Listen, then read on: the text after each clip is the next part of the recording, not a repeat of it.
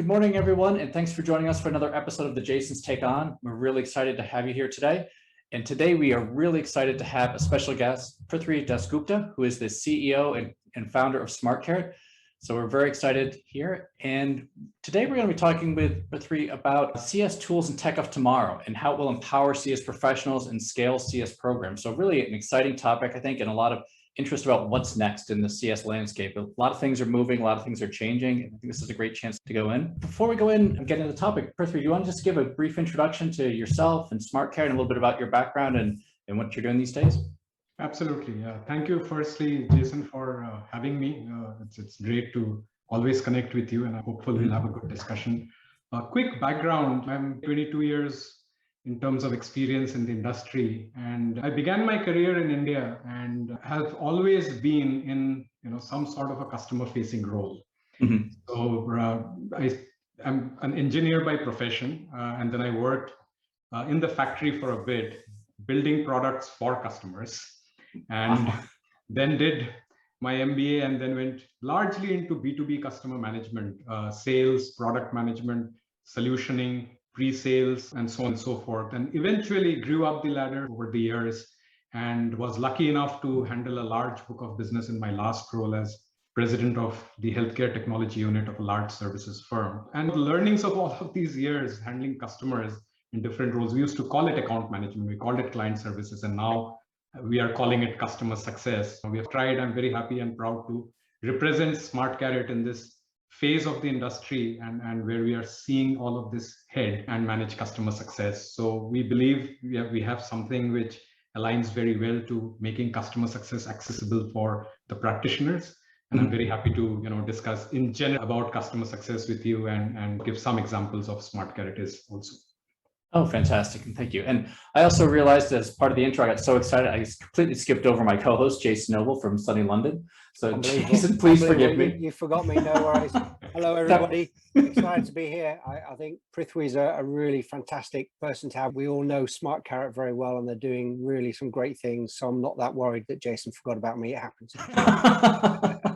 Shameful, I know. So when Prithwi and I have had many conversations over the past year and a half or so, and I'm always excited to hear about where they're taking their platform and tool. And we were chatting the other day about things such as the future of AI in customer success and predictive technology. And Prithwi used the term augmented intelligence as well.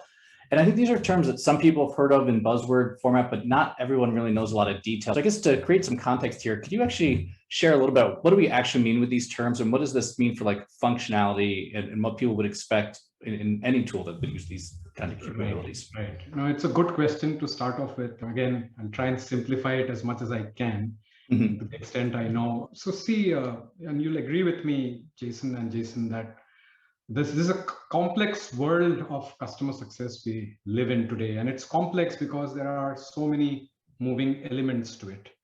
Customer success as a function is sandwiched between the customer on one side and the organization on the other. Within the organization itself, there is so many different aspects. There is product management involved. There is obviously delivery and development involved. There is support involved. There is sales involved at times, marketing involved, and then financials involved, the hierarchy you need to report to, and so on and so forth, and something similar on the customer side as well.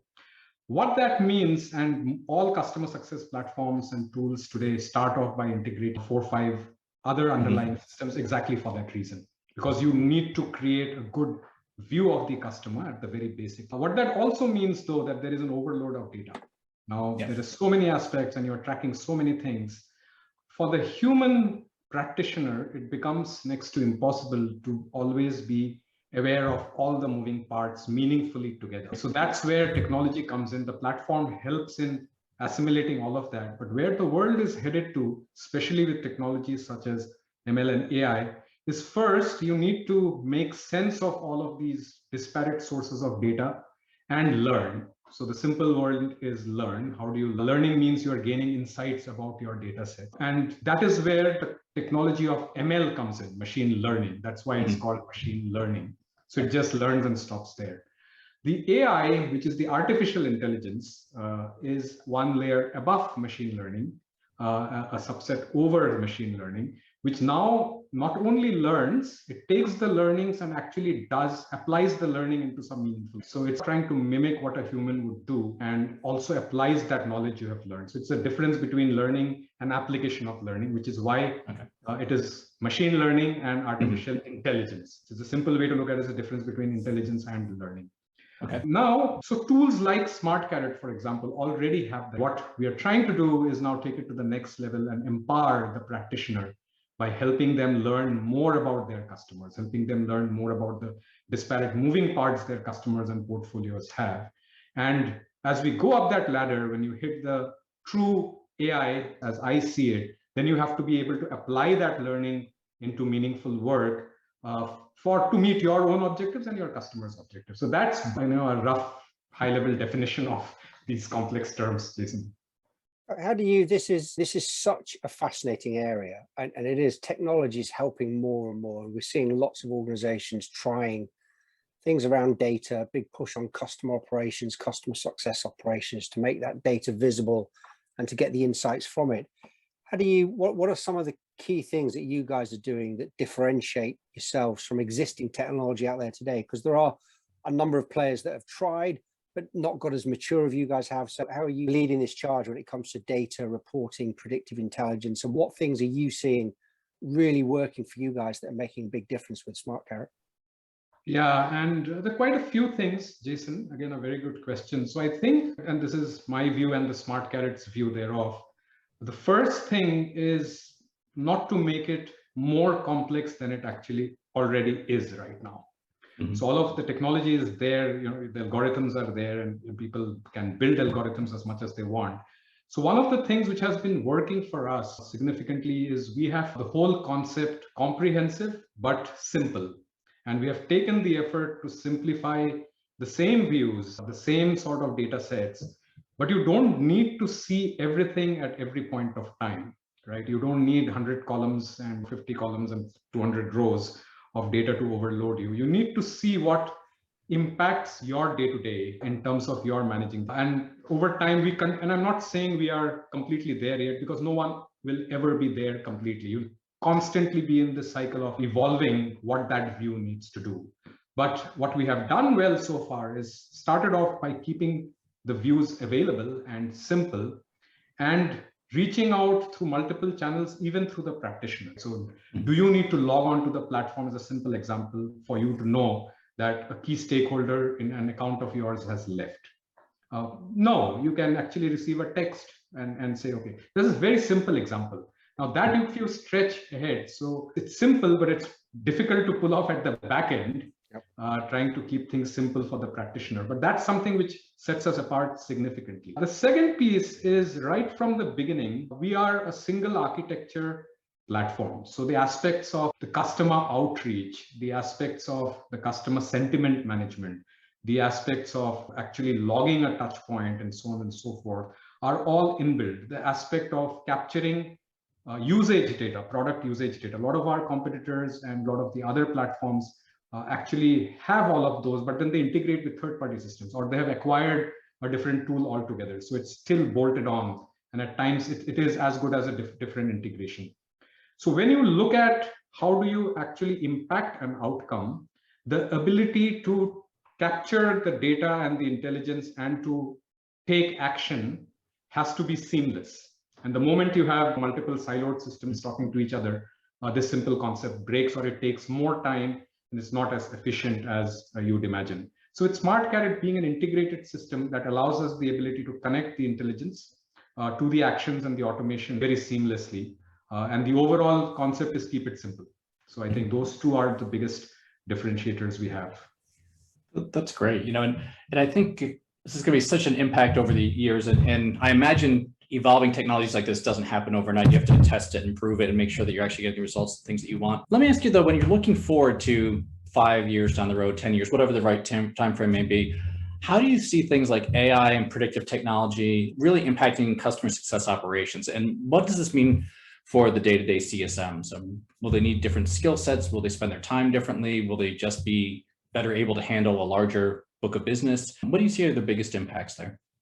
Yeah, you're absolutely right. I think the biggest impact for the practitioner across the hierarchy in customer success would be really efficiency and they themselves being successful. Actually, even when I look at our own customer success team, we cannot have successful customers and successful implementations without having successful customer success managers in our own organizations. How do you make the team successful? And that's the biggest impact I see technologies such as AI and ML and automation impact. The first impact is to make your life easier so that you can either handle more accounts, or even in your existing accounts, you are more successful. Your, whatever KPIs you are being measured on and incentivized on, you are able to hit more consistently. So you then start trusting the technology to actually do a fair bit of work on your behalf in terms of replacing you. So the human cannot be replaced in a customer situation, is my opinion, which is why I use the term augmented intelligence the other day, Jason, that the whole concept of intelligence is actually to help the practitioner do their jobs better. So that is the biggest impact. You meet your numbers, and then your customer is happy, and then your organization is happy, and then we live in a beautiful ecosystem. So that's the impact we are trying to look at. Wow. I think that's something that we've spoken about before, isn't it, Jason? This idea of we talk about tech-enabled approach, and it is by enabled. It's not tech touch. It's not just technology, but you need the human in there. And this is what customers want from customer success. There is still a human-to-human relationship about that trust. And I think it's so important. And I think one of the benefits we're going to see, and I'd like to ask you about this, is when it comes to scaling and growing customer success, and the impact of it is the real benefits of this. So how do you see the likes of AI and machine learning impacting the ability of scaling for customer success? What specific things do you think need to change or will change? Yeah, so I think, look, it's a very good question. And, we could look at it two different ways. One is there a need to change what you are doing right now? So even today, without technology, you are still able to, let's say, segment your customers into high value, high touch customers, and let's say low value tech touch customers. Very common. Nothing stops you from continuing on that own route, that same route. But how efficient are you in either of these? So let's take even high touch customers, wherein you are having the significant impact of human touch and human relationship. Can your interactions, human to human interactions with the customer, get better? Yes, absolutely. And how? Because then the technology and the intelligence actually enables you to know more, to know in advance, and be more proactive than being reactive. Today, you are probably interacting with the customer more often than not once things go south. With technology enablement, you could do the same prior to things going south so that you actually stop it from declining. So that is the impact even in a human-to-human interaction, that you know more, you know faster, you are more prepared. And then you have the automation to also help you, not only in your own internal workflows, but also at times maybe with customer workflows. So nothing needs to change materially. However, having said that, should you need it to change, technology will eventually evolve in 4 or 5 years from now, wherein a fair bit of customer interaction you can pull off with technology to human also. What that means for you is it's not that your job is going away, it's just that you can, to your question of scale, just handle more customers, because where human interaction is not required, you can actually get by with the machine interacting on your behalf. We've at Success Chain, we've been working with a client, really facilitating a variety of executive roundtables. One thing that keeps coming out of this is that many of the customer success leaders we're talking to are finding that their customers don't always want the hands-on touch with a CSM. They want to have their problem solved at the right time, on demand, with the least amount of effort possible. And they don't want to be bothered with a lot of stuff that may not add a lot of value to them. So I'm wondering, as you think about the future of this tech and AI and predictive churn or predictive analytics and all this good stuff, what do you see as the biggest impacts for the customers, and how will that change their expectations of what a CSM should be doing? Yeah, and I think the expectation is the same of efficiency and speed and ease of interaction. It's just flipped the other way around. That and you said it, Jason, that not necessarily every customer wants a human interaction all the time. They want their problem to be solved. And if there is a machine helping solve it. They don't mind human to machine interaction also, as long as it solves it.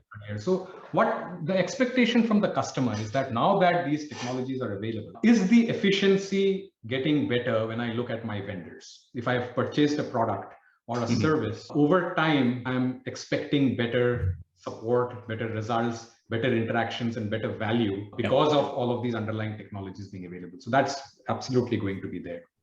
You cannot have the excuse, hey, I'm sorry, customer, I didn't know. That is no longer an excuse.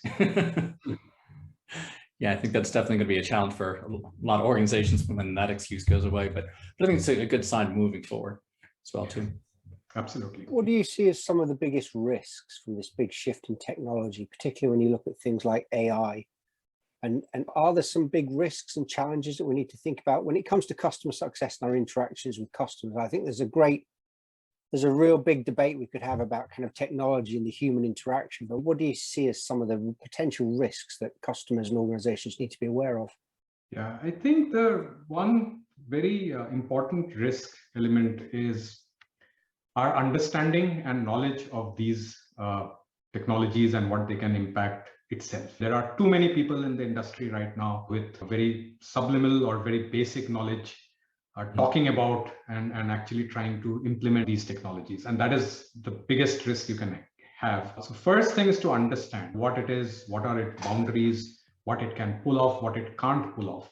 Like everything else, this is not a magic wand.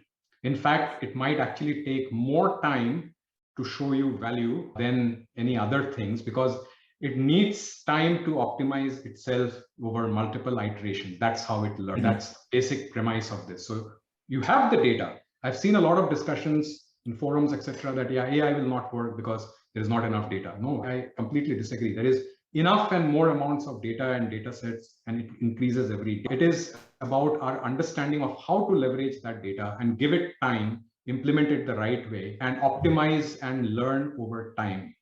Because what it will throw up to you, and you should also be prepared to that some skeletons will come out of the closet once you implement such technologies. So you'll find some data which you may not like, and your baby may not be the most beautiful one. That's what the data will show you. But then the way to go forward is to accept that and then leverage that learning to optimize whatever it shows up as improvement areas over time. And that's the way, and that's the other risk. I expect a lot of pushback, Jason, that, hey, this is not good. Not many people are happy with skeletons coming out. With the data piece too, I'm always reminded of the whole garbage in, garbage out mentality. And there's a ton of data available, but machine learning may be able to correct for some of this. To what degree is data quality going to be an issue? And is it less around transactional data that may be generated and stored directly by systems versus data entered and maintained by end users and sales folks and CSMs and things like that? How do you see all of the potential data quality issues impacting this?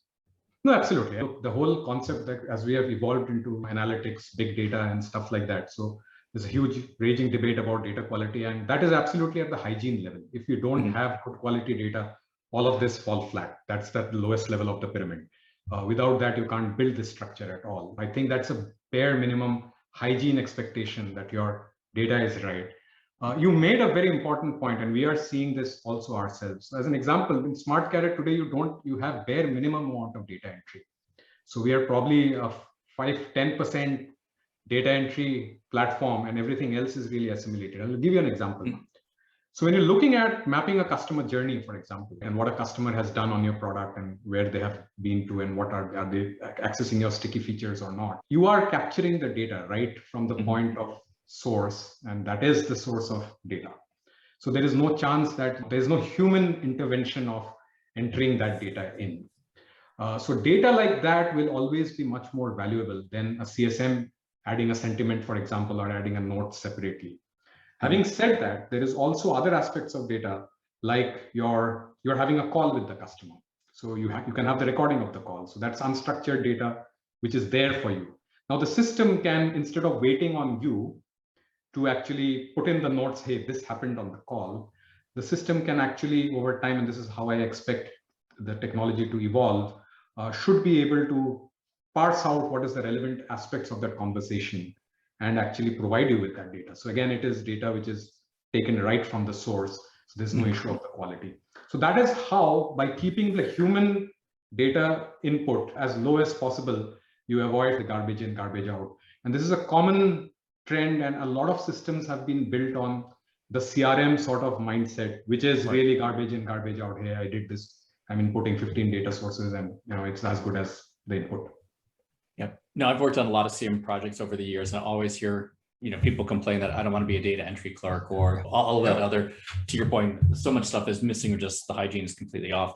That's always a concern, but it's great to hear that this is evolving. What do you think one of those organizations and businesses prepare for this and this change? And I think it's going to affect us with the way we interact with customers, the way we all interact with systems and tools.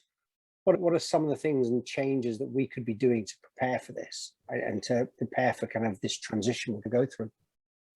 Yes, it's a complex one, but actually it's the other way to look at it. It's fairly simple also, because all of us in our own, personal experiences as a consumer of technology across different businesses we interact with actually are already using a lot of these tools. So when you talk to Siri, when you talk to Google, you are actually already using it. When you are having an Apple Watch, you are already using it. When you are interacting with multiple systems which are giving you data, capturing your data, you are already using it. What you need to do is start thinking, hey, how is this applicable in my business and in my work to my benefit and to the benefit of my customers? That is all there is to it. These are the same things. It's the same element of data being captured, relevant data being captured, correlations being made, learnings happening at a random, rapid scale, and then the insights provided to you so that you can take better decisions as a practitioner. So accepting that and moving on. So I'll use technology when it benefits me as a consumer, but I will stay away from it because I'm scared it'll take away my job, is something you need not be scared about, because actually it impacts, there will be more jobs created just because of this. You will be able to handle more customers and more business and grow faster in your career. So use technology to your benefit. I think that's one preparation. The other, as I said earlier, is probably about education right now. The next 4-5 years, one has to educate one's team. If you really want to implement technology, I think you need to give it time, and then you need to educate your hierarchy top to bottom. I'm glad you talked about the timeline too. When do you think a lot of the technologies that you're talking about here, the AI and the machine learning, the predictive stuff, when will they really hit their prime, that they're like, okay, this is fully functional, no longer an emerging technology? Is that a 5-year window, a 10-year window? Yeah, I think the technology is already there, Jason. So as far as the technology availability and what's possible, all of these are possible today. And then people will start, like SmartKarrot, all the other vendors will also start adopting some aspects of this. The question really is, when is it going to get mainstream adoption? And I think sooner than we think. I am sensing it's really in a 2-year, 1 year, 18 months time frame, we'll start seeing more and more better adoption. We ran a intelligence-based survey beginning of year, and our theme for this year was general intelligence. And I think overwhelmingly, most of those answers are around, we are ready, we just don't know what is available or what can be done. So it boils down to the awareness. So as vendors such as ourselves are able to educate the market more and more on what is possible, I think the adoption will just increase. Wow, fantastic. Awesome. Jason, do you have anything else you want to throw out here right now? I know we're almost out of time. Yeah, no, I think this has been this is a fascinating discussion, and I think we could go into any of these specifics, and actually maybe that's worthwhile doing at a later stage.